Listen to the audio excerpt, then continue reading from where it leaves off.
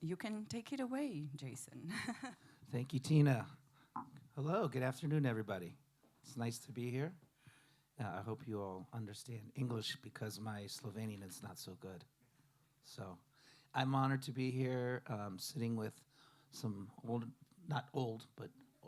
friends and new friends. So I think what we might want to do is kind of turn this into like a conversation and less of a, me asking you a question and then asking you a question, and kind of have it as a conversation around kind of the importance of the history of this music and how it's affected us all, and thinking about how we develop our own sound and our own vision for the future and what we can pass on to the future, and how our music can be a way to communicate not only our personal feelings and things that are happening in our own lives or our history, but also comment on the kind of time and place that we find ourselves in the world or even in our own lives. So with that, I'll open it up, and then we'll also do some questions at the end. So Tina, how long do we have to speak today? We have till 45 minutes. Okay. So, speaking about that, please take your microphone so you can jump in anytime. Melissa, you and I were talking about Freddie Hubbard last night. And, of course, you're a saxophone player. So when you were telling me that you were digging into Freddie Hubbard's playing and transcribing and playing the solos, it had a different kind of effect on you, kind of physically or and perhaps otherwise, like how you think about music. Tell me about what it's like when you were young coming up, the importance of digging into the masters, and how important that was for you as you started to become a musician. Well, I started playing saxophone when I was 6. My dad is a saxophone player, my grandfather as well. And my dad loved transcribing. But when I talk about transcribing, I'm talking about deeply absorbing somebody's sound and time feel and ideas and details, more than the actual writing of the solo. So with my dad back then, we used cassettes, and we'd spend like countless of hours transcribing Charlie Parker for many years. We would just load it down and just memorize hundreds of solos. I never really learned how to read music until I turned 18. And the idea wasn't necessarily to just learn a lick and then play in the 12 keys, but was rather like falling in love with the process of like, how does it feel to play something like Charlie Parker, like the emotional content of the music. And that taught me so much about sound, because when you try to teach somebody what is to have a good sound, having a good sound is an abstract thing, I mean, within their limits, but it's not that Sonnyja Rollinsa has a better sound than John Coltrane. They're very different. Right. So by falling in love with somebody's playing, it's a way to tell who you are through the way that they express themselves. And I was taught how to fall in love with the process, and what the process meant since I was very young. And the idea was to just transcribe one solo and another one and play them like them. Of course, I didn't understand necessarily what was going on, but it was more about the feeling and hearing, and then putting name to things. So as time went by, I started falling in love with my own, having my own things. I fell in love with Sonnyja Rollinsa. I loved Dexter when I was younger, Michaela Breckerja. Those were my three guys. And my process usually would be, 3-4 years to really understand what is the sound and why Michaela Breckerja sounds the way it sounds. What is the frequency? So later on, the latest one I've been transcribing is Freddieja Hubbard. And with him, I realized that sound is actually a frequency. The trumpet is the basal and how he expresses himself, but it's a frequency that it doesn't necessarily have to do with being in tune, but it's somewhere in that frequency that is Freddie Hubbard, or that is Train, and that is Dexterja Gordon. And for me, transcribing is a way to, first of all, stay inspired, to dig into the language, which I think that is it's one of the most important aspects, to understand where you're coming from, to feel it, to be able to hear it, and then you can play it. So to summarize, that has been the most important part of my process. And it's not necessarily about being a copy of somebody else, but rather to understand where am I going in music in relationship to the things that I love. Yeah, I definitely want to dig into that some more. Also, it seems like it's a really kind of organic way to practice, and not looking at I was a trumpet player, and so when I would look at books of Clifford Brown, all I could look at was how many notes, as opposed to trying to play it by ear and really feel it from the inside, as opposed to reading the notes to get along. Sounds like this is a much more organic way to do it. That's also maybe doesn't feel like practicing. Yeah, well, it's hard, because it has to do with opening your heart, falling in love with somebody, and just see where it's gonna take you. It's not about how can I get the notes and what I can do with this solo, but it's where this is gonna take me in the journey of becoming a better musician. Soon, did you have a relationship with any particular artists when you were coming up as a drummer that inspired you to take it on as a drummer and then to really kind of dive into that music? Yes, definitely. Without it, it's impossible to come to this point, probably. And I had a couple of drummers that I fall in love in the beginning, which I have a slightly different story than Melissa. Of course, I started drumming when I was late 17, so that was a pretty late for just average age, probably, because just educated in Korea in a certain way that a musician is not respected in a way. So it was really hard to even begin to play drums. So I started playing drums in church, and there was Protestant church, which we sang a lot of gospel music. So I got into a lot of play gospel music, actually.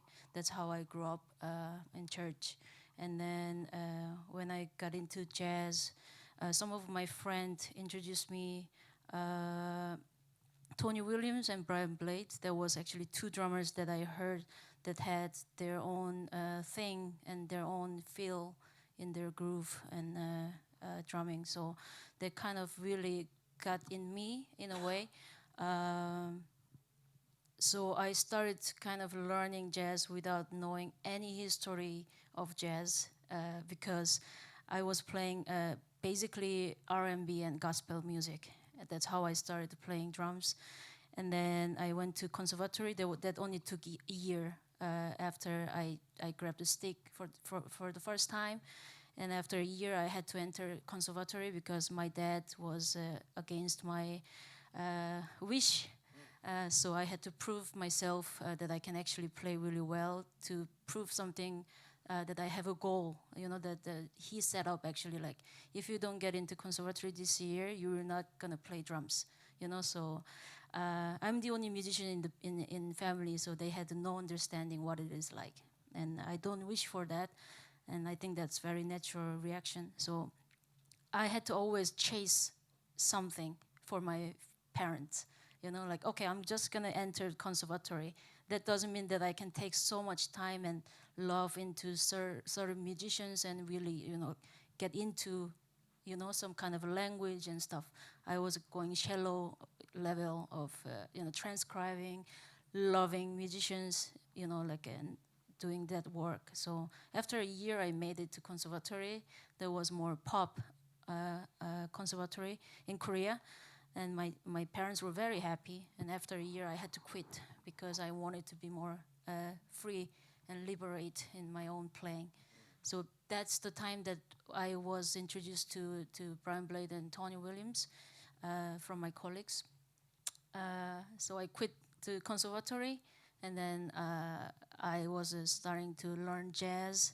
But then, of course, I have my parents as well onto all of these decisions. They're like, are you crazy? What are you doing?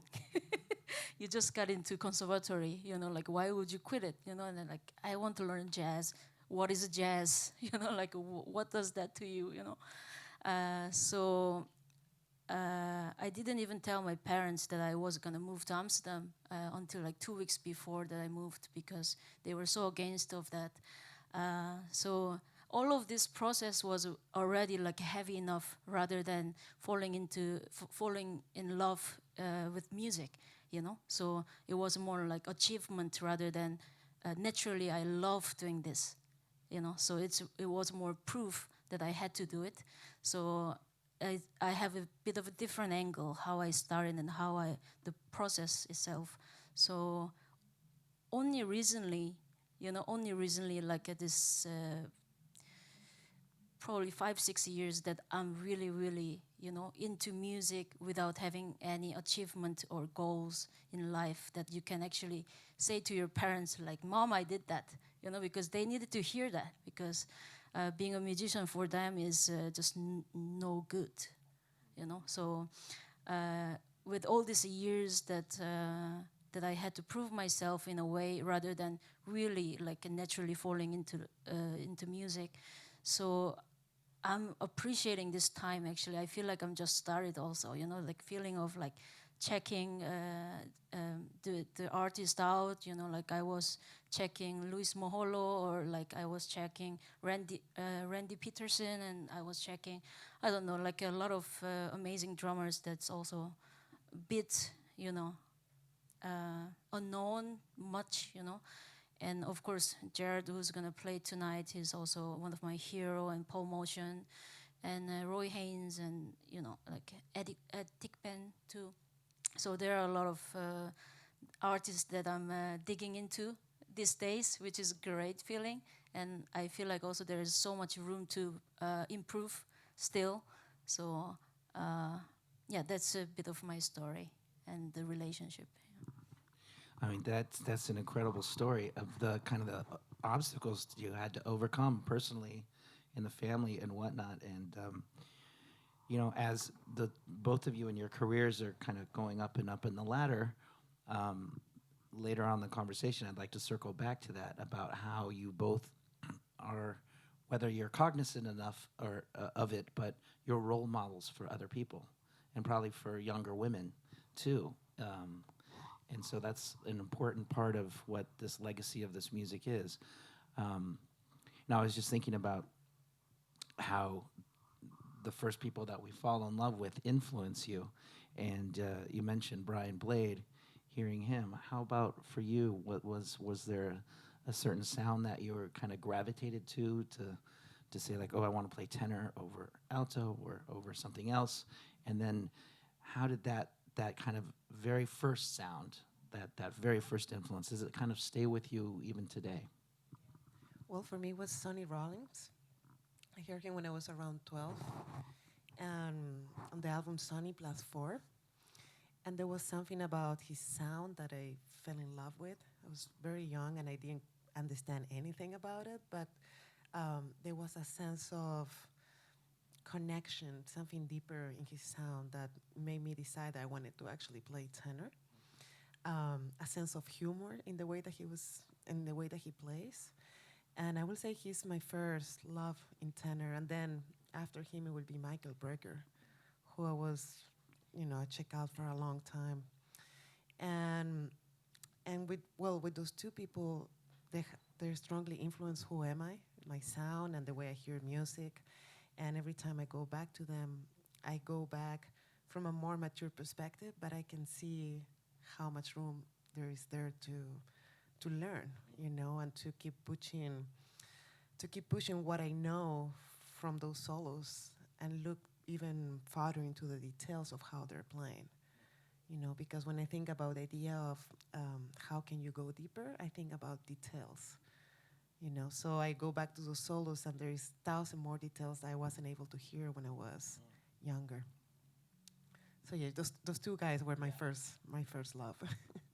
And son, you had Brian Blade was one of them. What was it about his playing or Tony's when you heard them, which are very interesting because they're kind of coming out of the same route almost.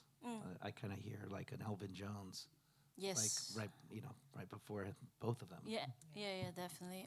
Elvin Jones is also one of my hero for sure. I, in the beginning, there was his touch. I thought that was very special. That his action so big, but then the sound that he created is so much detailed and like a dynamic range is incredibly high or like a big. So I thought that was a really interesting way of controlling drums, and like his way of tuning drums is also very interesting for me. It's a very gentle and warm sound. And just the way that he makes a groove within the band, or with the people that he plays with, how much dedication that he has playing one note to the other, and like what is important. Like he has, for me to see, he has zero ego on the stage, just 100%, 200% serving music, and I also feel like that's coming from this church. Like a kind of a Christianity way of playing drums, because in church that's how you serve music in a band, So that's something probably I was connected a lot, with his own playing. I think about Brian Blade too. It's like sometimes the notes he doesn't play are the most important notes, and you can see him about to hit, and he doesn't do it, and you can feel that not playing as much as almost when he does hit it. You mentioned tuning of the drums. I'm just a little aside here. I used to run a jazz club in Oakland, California called Yoshi's, and I had Tony Williams there for a 6-night run with his band. That's when he had, I think, Wallace and Mulgrew Miller and Ira Coleman. And the shows were at 8 o'clock each night, 2 shows a night. And Tony would get there, and he lived about an hour away in a little town called Half Moon Bay. And he would drive in at 3 o'clock in the afternoon every day and tune the drums for almost 2.5 hours throughout the weekend, Wednesday, Thursday, Friday, Saturday, Sunday, getting in at 3:30, and he would like tune, dunk, dunk, dunk, and so his like connection to sound and his how much time and effort he would put into each sound of the drum each night, because he hits them so hard they're going to go out of tune every night. But for him to come in and put that effort in, I mean, I think I've shared that kind of story with some drummers, and they're like, eyes get wide. It's like, wow, I need to spend more time with my drums. It was like he's really thinking about each piece being orchestrally as part of an orchestra and small. So that's interesting that you mentioned that already. That's important of that sound of the tuning of the drums.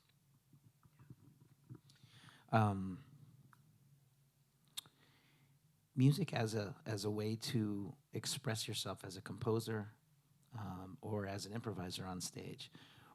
Are you thinking about how do you approach like looking at the world that we're living in today, and how does that affect the music that you're writing or the way that you feel when you're playing, or is it sort of something that's more in the subconscious, or is it sometimes something you're actually really thinking about it and moves you to places? And feel free just to jump in and ask each other questions or respond to each other also. Well, I think as an artist, it's impossible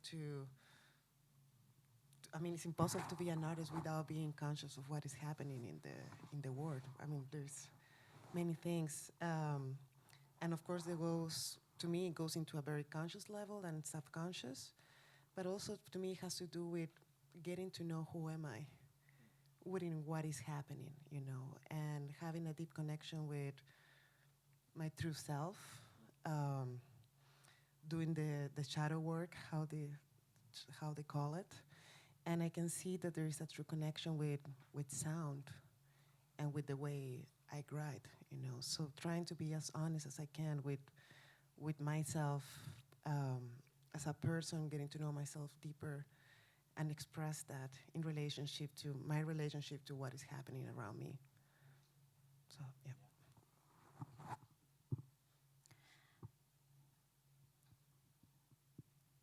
yeah. yeah, I relate to it, like you cannot avoid that fact that, thinking about the world and what's going on. And I was just thinking, like, I was the person who's so much thinking about myself to also grow and to be better all the time, like maybe it's also how I was brought up, but like every day is kind of a battle with myself, like just how to get better, but it was always myself, so but actually this coming recent years that I was thinking, because also the world is really going somewhere else, like we are all in, like we are feeling danger, all the time, we are very fragile at this point, and this couple of years of time. And then that made me also think, and also meeting some new people talking about this topic, that I could actually change my way of thinking rather than battling with myself, than just looking into the world, what's going on, like, because actually I'm nothing in this world, I'm like just the little dust in this whole universe, so it kind of made me think like what's going on in this world is also very important, and myself is also very important. But in the end, I also kind of realized that what are we doing, like with so much effort and so much of everything, and it's like I was just wondering about this, like going to 0 point, like also about myself then, because there's almost nothing I can do, to change this world. But then playing music, it moves people, and of course you compose and you express and what you want to say.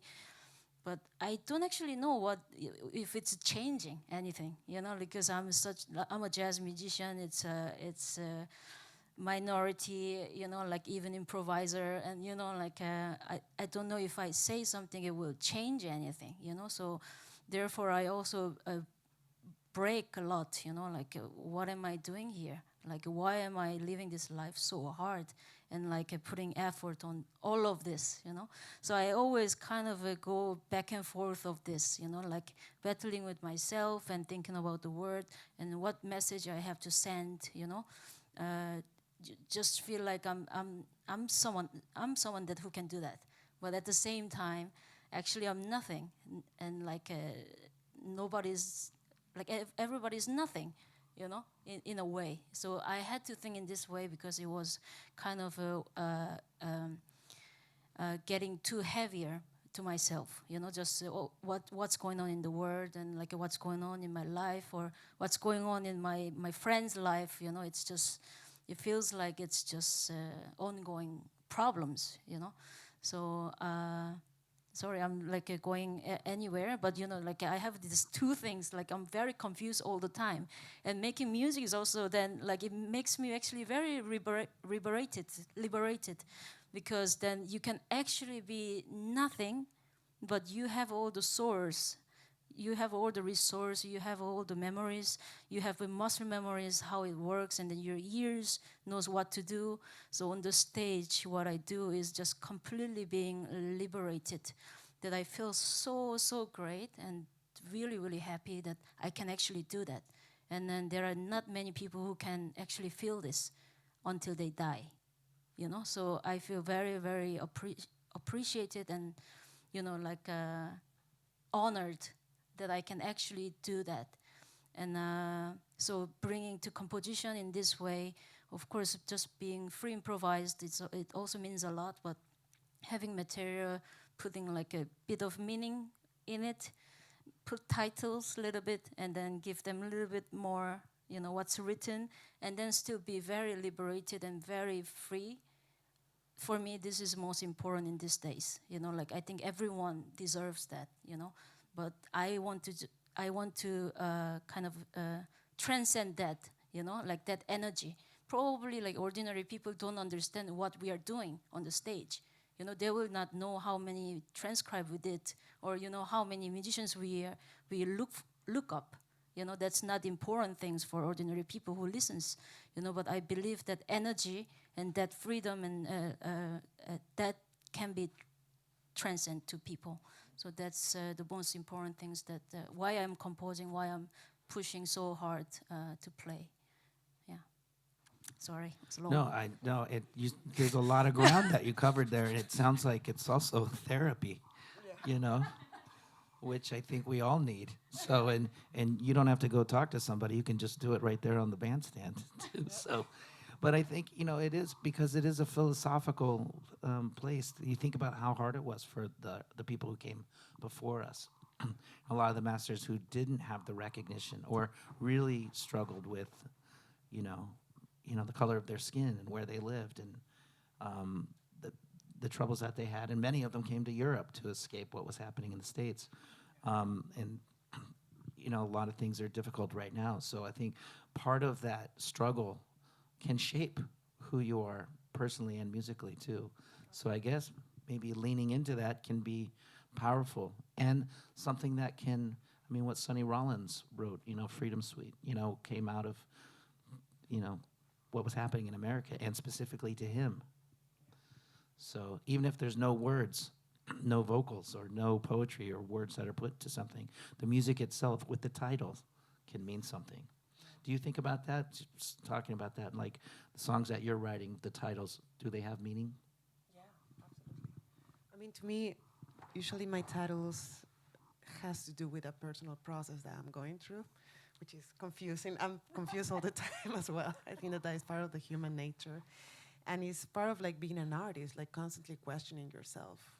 How can you become a better version of yourself in relationship to what is happening outside, and also being true to our own struggles. You know, we may not live in the same time period that Sonnyja Rollinsa did, but there is different level of struggles that is part of our history and defines who we are. So how can we express that through music? It doesn't have to be lyrics. It can be expressed in different ways. To me, beyond a title is through sound. You know, how can you express who you are through sound and through ideas? That is what I heard when I hear Sonnyja Rollinsa or when I hear Coltrane, for example. Somebody that puts sound in a way that it felt like it was looking for freedom and to find a universal vibration through that, you know. So I feel like he didn't need to put words into it, but just the sound told you about that struggle and what he was going through. Yeah, and I guess also like I think we all have kind of touchstones in the music in a place in our lives where a certain song was super meaningful, and you know meant something probably to all of us. And I guess that's part of what the gift is that you have as artists to share. So it's beyond for yourself. It's something that can, you know, communicate with the audience that's going to be there for your shows tonight and tomorrow. That they're going to get from you, and then when you on recorded material for other people to have, whenever that is, that may mean things to you that you'll never know. Yeah. You know, Blue and Miles and Bill Evans and everybody, they didn't know what blue and green meant to me one time for like 3 months in 1994. Yeah. But I do. What did it mean? I'm not going to go there, but you know, it's. So it was a breakup. Yeah. And that was my outgoing music on my phone for too long. Yeah, wow. So, but yeah, I mean, so what you're doing can have profound effect on people. And speaking of that, of legacy, do you feel that you have a responsibility as role models, let's say, whether you've asked for it or not, but do you acknowledge that that can be the case? And do you have any experiences where people have come up to you to express their gratitude or whatnot? For sure, I think that's very, very important. I already see a lot of changes, and then I consciously try to actually do just kind of summer schools, or we've met there last year in Sligo. Actually, we did that together for a week. So, you know, like, of course, we are really busy, and I'm, you know, like busy as a musician, composing, organizing, and gigging and stuff. But this education part, it also involves playing concert and then people sing it, especially like young women or girls, you know, that they are seeing the woman playing instrument or singing even instrument is more special because we didn't see much, you know, happening past years. So it's really, really special for them to, it's an eye-opener. And especially when you get to actually teach them and you get to talk. I think that's also another level, because people seeing and opening eyes is one thing, and to understand that's possible. But then when they start up, you know, like a learning instrument, but they are fighting still with themselves, because it's such an, how you say, it's, you know, like you have to be naked basically with your own instrument. It's like learning instrument is not easy, you know, like of course technically going somewhere is easy, I would say. If you put time, that's what can happen. But after that, like becoming, you know, you allow yourself that's gonna become yours. It needs it has to, they have to be brave, you know. That's how I believe. And a lot of, especially young, girls or young ladies, they are suffering with that, you know, like even going to conservatory, even being social with people or guys. I also had that. I was the only female student in school in Korea, but also in Amsterdam Conservatory when I was studying. So, you know, those kind of things, the social aspect, you know, I need to be aware of so many things. And they don't have people to talk also. So I figured that is like our roles so important, to be seen, to be presented on the stage, and, you know, like allowing them to understand that can happen. But also a deeper stage is like to know that there is someone that actually can support and listen to them and listen to their problems or what they're going through, because that's something that we always put on the side. You know, like becoming female musician is one thing, but like I know most of the female musicians carrying so much trauma and, you know, like a twisted, you know, like a social, you know, like you know, in society, you know, like we have to be certain thing, you know. So myself is also working on that, but I wish the younger generation to see and even talk and have a relationship with me, to really go through that as well. I think because that's more important. That's how I feel. Yeah. Yeah, I mean, that reminds me of somebody who's performing, I think, is it tonight, Dee Dee Bridgewater? You know, Dee Dee Bridgewater started the Woodshed Network, I think it is, and that's it's for young women that are getting into the music business as instrumentalists, as, you know, singers, to have that support group, really, that you're not alone. We've gone through it, and it's. I think it's also important probably for the women that are on the business side, that the challenges that they have and have had over the years of battling a male-dominated society that doesn't, you know, take kindly to women taking their gigs, and, you know, being the only person at the conservatory or being the only woman on a bandstand. So, I mean, I'm sure you've had your stories and experiences too. Yeah, well, I always, I never wanted to think about it when I was younger. I was like, I just gonna be the best saxophone player I can, and it doesn't matter if I'm from Chile and if I'm a woman. That doesn't matter. The more I can practice, the stronger I am. Nobody's gonna see it. And I moved to the States. There were a couple female saxophone players, but there were not like another tenor when I went to Berkeley. And then I won the Monk competition 2013, and I was the only woman in the competition.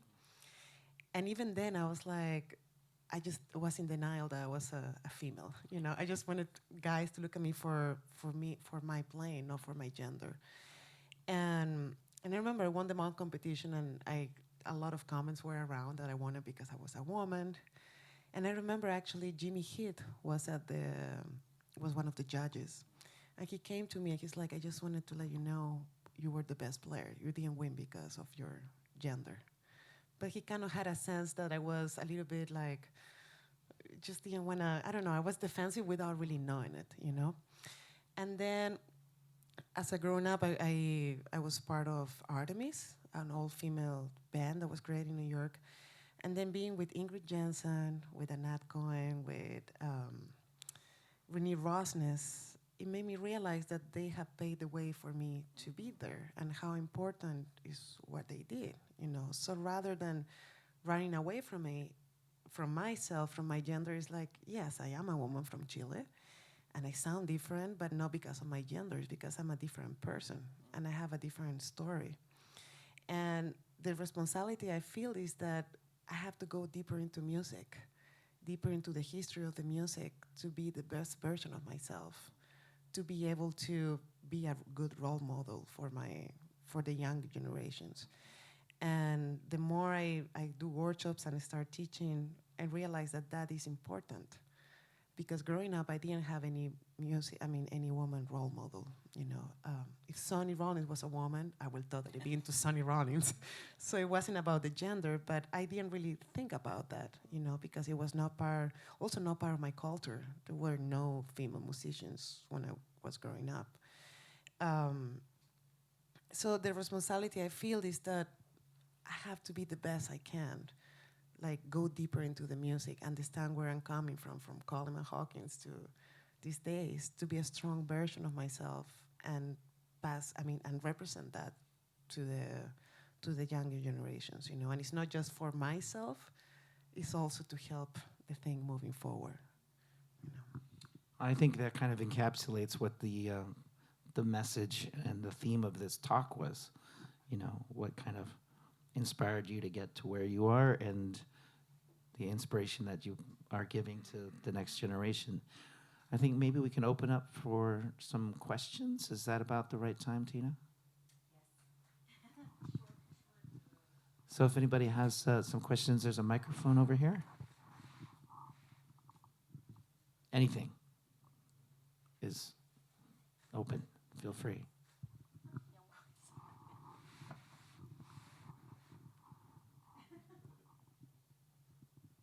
How about this? Have you two ever played together? No, we didn't. Sligo. We Sligo didn't. did maybe in the end a really weird kind of a big bang thing. Oh, I forgot about that. Yeah. But It yeah, was a not very weird end of the concert. not properly. Yeah. Yeah, we haven't had a chance yet. Okay, so that sounds like something we can work on. Yeah, Yeah. absolutely. Are there any masters that you've played with that you took something away? And I'm not saying like they have to be like well-known masters. Could just be people that are older than you that were on the bandstand, and you pick something up from them that you still carry with you. That was a learning moment. Yeah. I mean, for me, I was really lucky to be close to Jimmy Heath and to have the chance to play many times with him. I will always sit in at the Vanguard with him and Tutti Heath, and then play a few times at the Lincoln Center. And just being around him, you know, seeing him as a human being, his love and respect for the music, hearing all those stories, is something that I still carry to these days. And through the time, I got the chance to also play with many of my heroes, but the ones that comes to mind right now is George Coleman, who was one of my mentors in New York, and it's just learning right from the source, you know, just standing next to him on the stage taught me so much about music. And most recently, Joe Lovano, who I was on tour for a few weeks, and what did you get from him? What was there something you get from Joe besides just him being positive and man, you got into some shit there, man. Yeah. It was just love the whole time, you know. For me, it's one of the most important things I've done in my life, to just be on a stage with Joe Lovano for 2 weeks, you know. Actually, we're coming back here in November. I'm going to be on tour with 100 Years Gold Train. And, you know, he embraced me in a way that it made me feel really comfortable playing next to him. He was like, I'm a proud papa, because he was my teacher at Berkeley. And the whole time was about, like, just be yourself. like without restrictions. Whatever you're hearing, just be yourself, you know. And that attitude on the stage, it taught me so much, because I think that sometimes we take ourselves too serious. You know, I mean, of course, this is very serious, but just having that freedom of just being yourself on the stage and enjoying the music and the experience, that was a life lesson for me. Aside from all the saxophone things that we can talk forever, you know, sound, time, feel ideas, like just can go for hours about that. But the humanity about the music, I learned so much from him, and I was playing with Jeff and Watts too. And just hanging with those two guys for 2 weeks was incredible. Yeah. Ooh, okay. Yeah, many heroes, but I don't know if I can do kind of name dropping. I wasn't lucky enough to get the chance or to spend time in States, for example, or get chances like that, which is amazing experience. So yeah, I don't know. For me, my heroes are the band members as well, that I learned so much. I'm leading 3 different groups, kind of different styles, and all of them has their strength and their struggles that I see how they are going through and how they make music and how they actually, their attitude when they're on tour or when they play music and when they rehearse.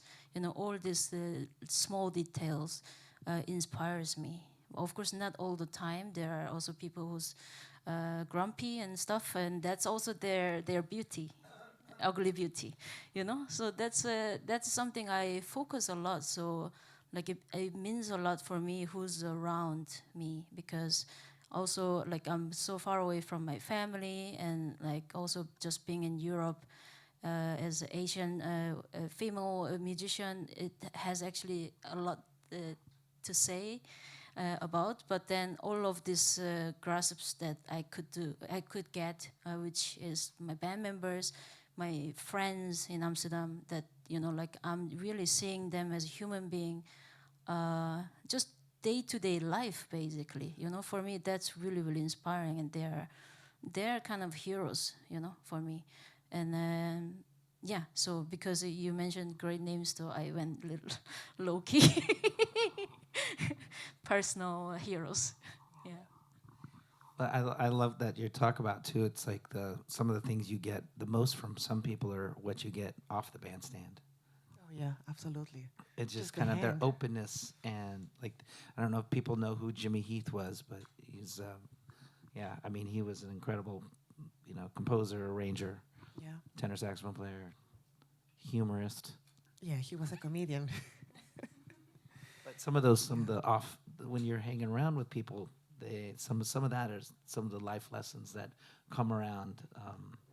You know, not every hero is going to be your friend or somebody that you admire off the bandstand, but a lot of them can be, and can inspire who you become and who you want to be and how you want to rub off with other people, with students and colleagues and whatnot. Yeah, absolutely. So last chance for any questions here. There we go. Hi, thank you for this beautiful talk. Thank you. It's been great hearing both of you and the questions.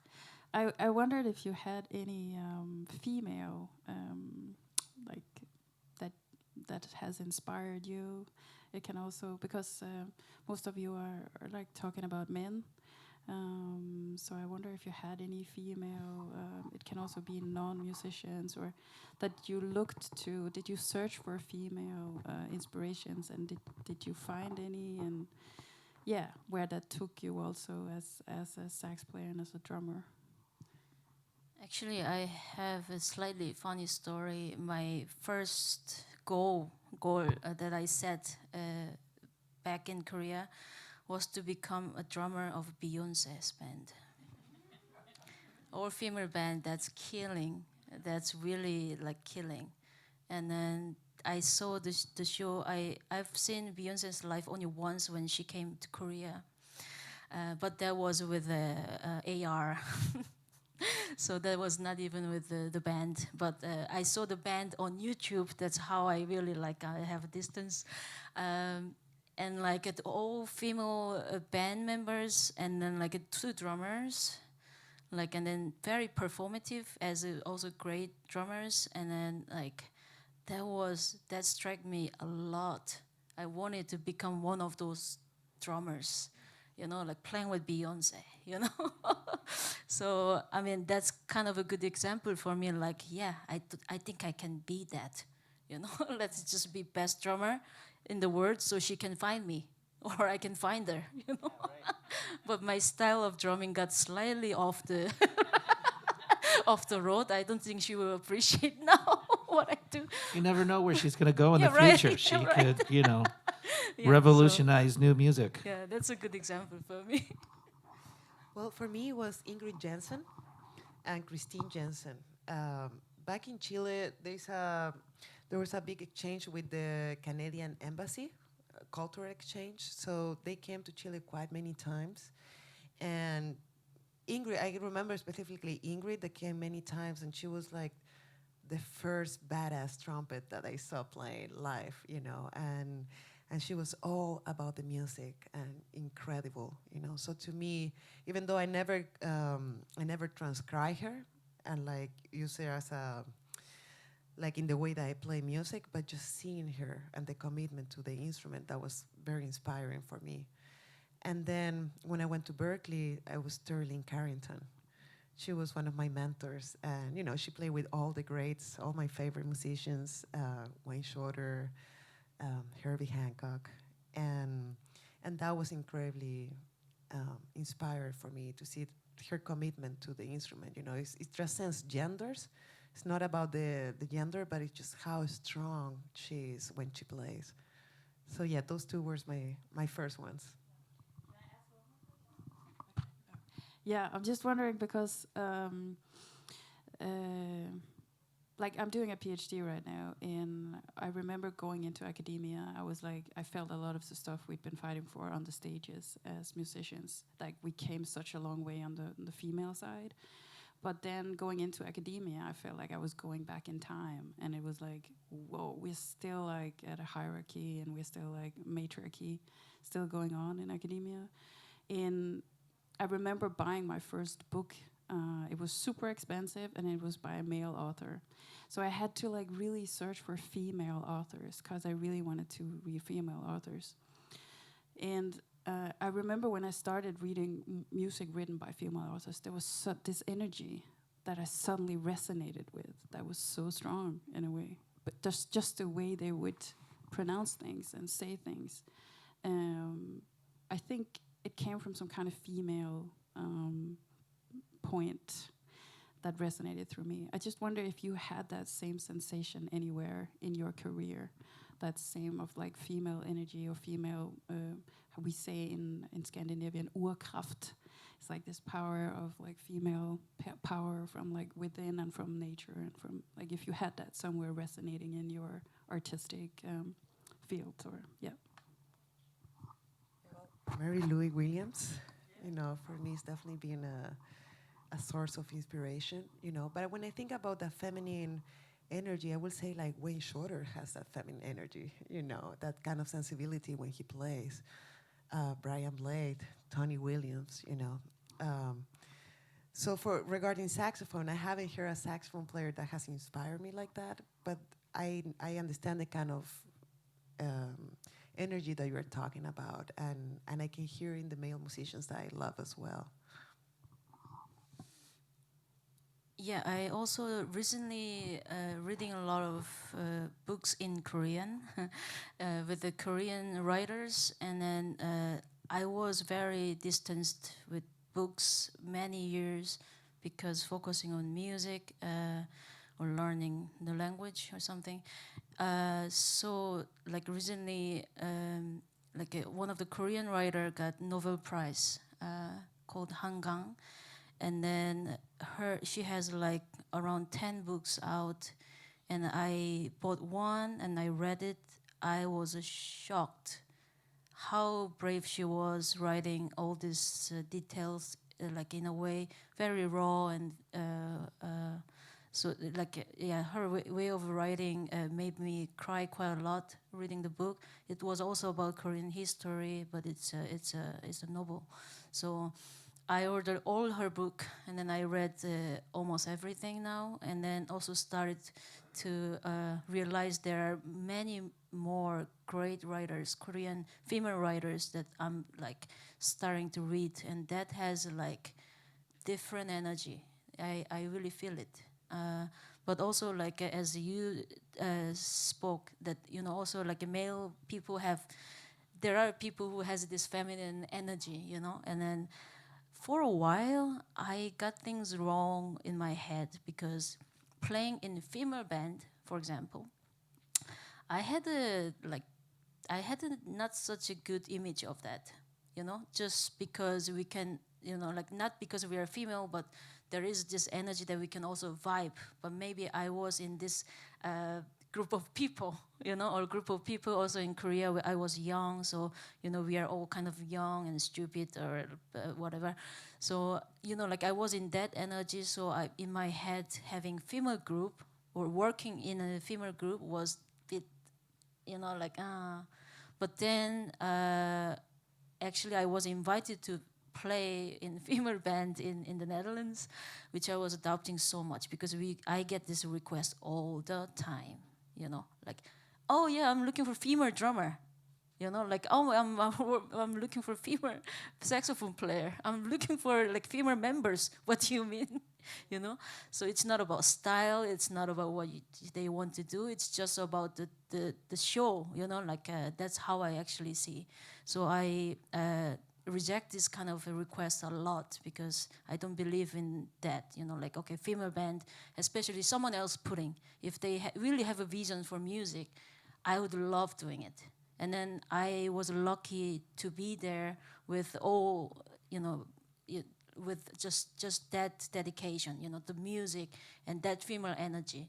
So one of the Turkish singer in the Netherlands, Sanem Kalfa, that she made a group into a band that happened to be all female, and that had amazing, like a mature energy, that we could be actually in a good place and share a lot of things about also female, just also physics and also mentality that can be shared with male musicians just in casual, in normal conversation. We can go deep into it pretty quick without any boundaries or second thought. Oh, am I saying it okay? Like, is it okay for them? Isn't it too much for them to hear about periods? We talked about it, about having kids and how difficult it is to travel in that time, and all kinds of stuff comes kind of natural.